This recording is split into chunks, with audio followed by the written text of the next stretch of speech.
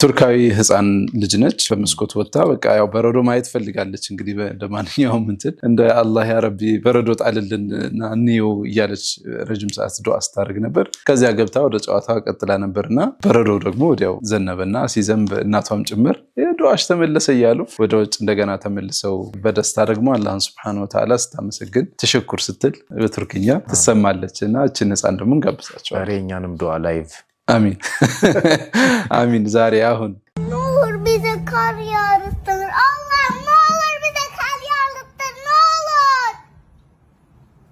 Allah beni duyuyor musun?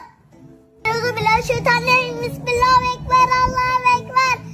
Bize yağdırtırsana ne olur.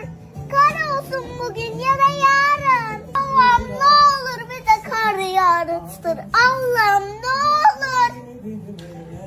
Bizim her yer bembeyaz olsun. Ne olur bize kar yağdırın. Ne olur. Niye kar yağmıyor? Bak duaların kabul oldu. Evet, mutlu musun? Çok mutluyum. Ya Rabbim inşallah böyle yağmaya devam eder değil mi Evet. anne? İnşallah. Allah'ım